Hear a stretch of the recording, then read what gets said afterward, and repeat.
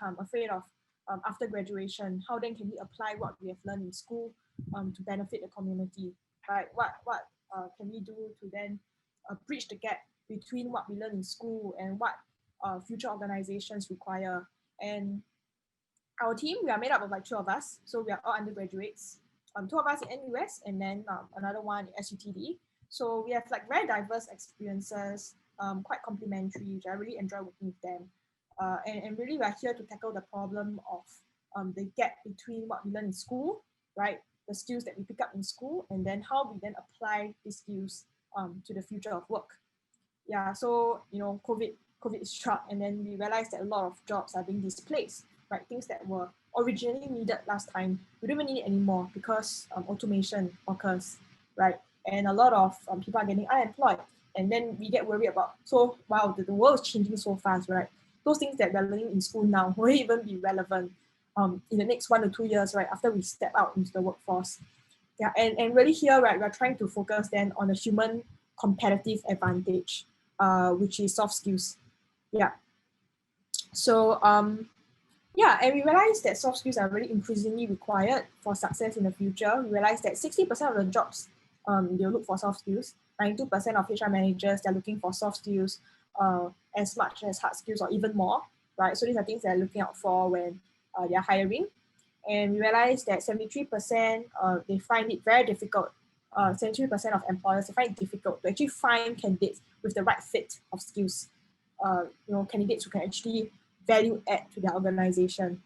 So, and we realized that only 30%, 3 in 10 of students are employable with the right soft skills. Yeah, so likewise in different countries, in Singapore, 70% of youth, right, we feel unequipped for work based on what we have learned in school. And one thing we realized is that actually in schools, right, schools actually implement a lot of programs and activities such as team-based learning, service-based learning, camps and workshops, all these things, right? I'm sure all of us have gone through either one or like a few of them, right? But all these programs we realize is quite once off, in the sense that we don't really then, you know, after the camp, we just, you know, we just finish it and then we just forget about it after a while. But there isn't really then a way, right, for us to then think about how these different programs or activities play out in the bigger space in my soft skill development. How then do these programs step in, right, to then to develop our own soft skills? But all these programs, right, are designed with the purpose to develop soft skills. But then again, it doesn't happen, right? Because there's no way to actually track, or there's no way to actually justify, right, how much you have learned or what you have learned in the first place. Yeah, which is why we develop our solution. We are a web app. So we are a web application. And what we do is that we track soft skill development in a pedagogy rooted and data-driven way. And what you can see here is really like a summary of like what we have, yeah, our platform. So it's like a centralized dashboard, a platform where you can put in different experiences that you have gone through.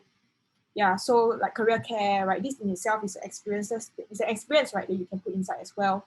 And then what happens is after you put the experience inside the platform, you do self-reflections, you do feedback. So you ask for feedback from your friends, those who have gone through the same experience as you. And all these feedback and reflections are qualitative in nature, meaning they're all like words, right? It's not really like numbers, because my definition of leadership 10 upon 10, right? And your definition of a leadership 10 upon 10 is very different, right? So what we do is that we type self-reflections feedback, right? And what happens is that we run through all this data into our AI algorithm to generate insights, soft skill insights. So for example, over here, you see like the amount of like soft skills this person has demonstrated over time and overall as well. Yeah, so these are some GIFs. This is the experience dashboard where you put in all your experiences and then you do feedback, right? So what would you like to reflect about, for example? So you type in some things that you have learned. You can also have some guiding questions from us, right? And then you will get the soft skills insights report at the end of your experiences and across experiences as well.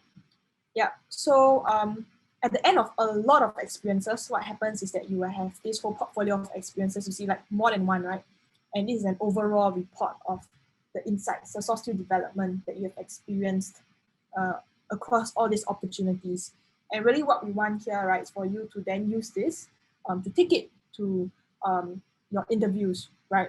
Your assessment, for all these hiring managers to then see what are these experiences that we have gone through. And here, right, we don't really want to replace like traditional resumes, but we want to complement it. And a lot of times, a lot of experiences that you go through in school, you only write like, oh, you're a participant of this, right? You're a project director of this.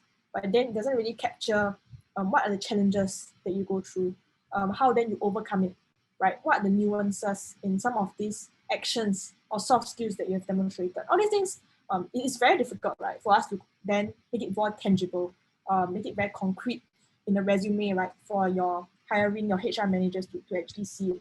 Yeah, so that's the gap that we're trying to bridge, and specifically soft skills, right? So this is when the whole psychology part comes in.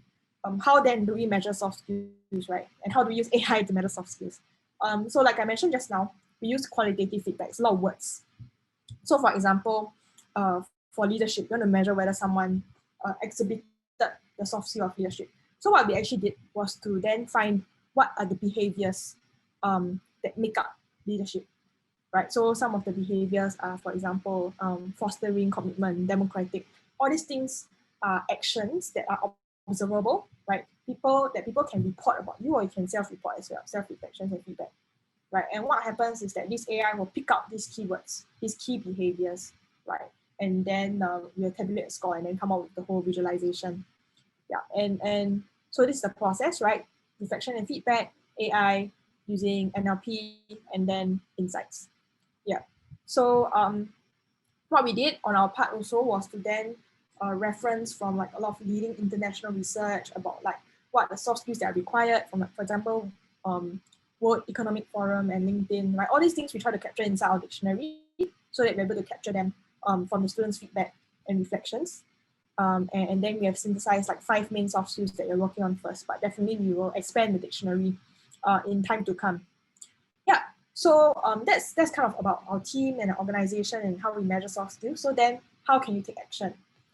So all these links, I believe, are sent in the chat. I'll send it again later.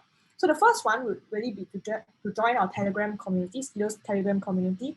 So what we have here is that we will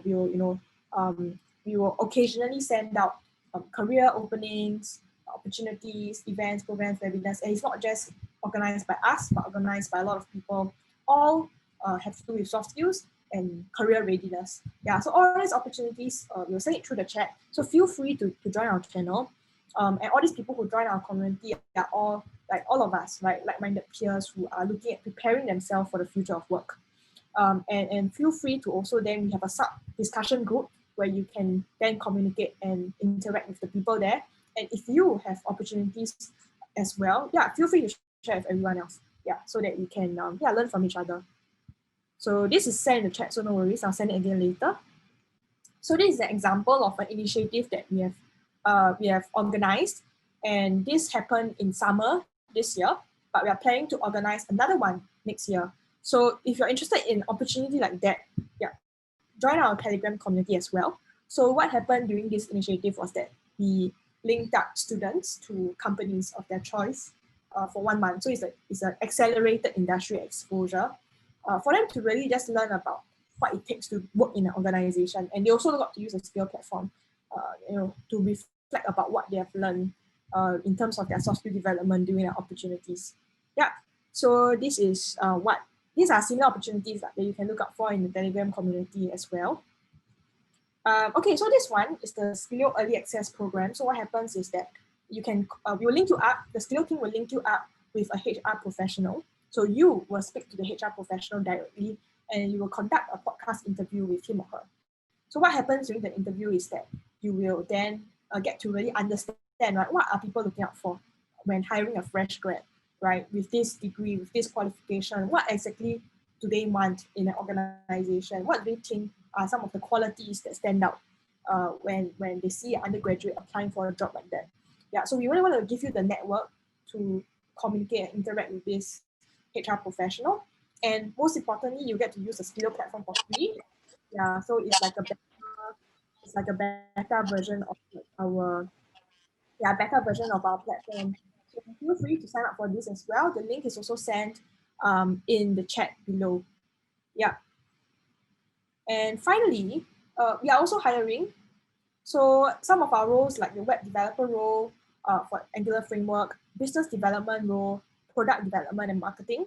So actually there's a fifth role that I just put inside, which is a skills intern, right? So my team, or rather like me, right, we just started a new department because we need to go more in depth into our whole like psychological research. Yeah, so if you're interested, you might want to also to look at this, right? So for the psychology side, we do like, a lot of research on skills, right? What are the skills required for the future of work? How do we then synthesize all these skills into behaviors for the AI to be able to pick this out? Yeah, so things like that, we are very interested to find out. It's a very new thing that we are doing. So yeah, we are happy to have a lot of people who are really interested in this field to find out more. I got a lot of questions about like, is there any prerequisite, right, for all this?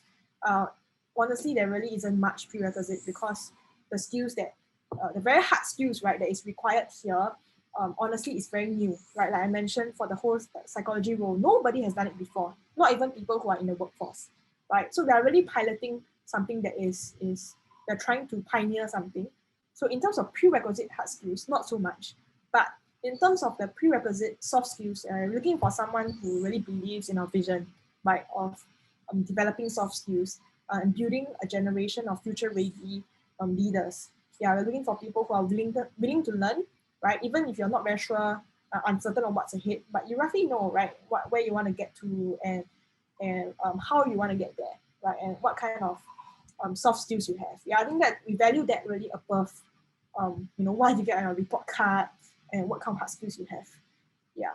So yeah, I think that's really about it.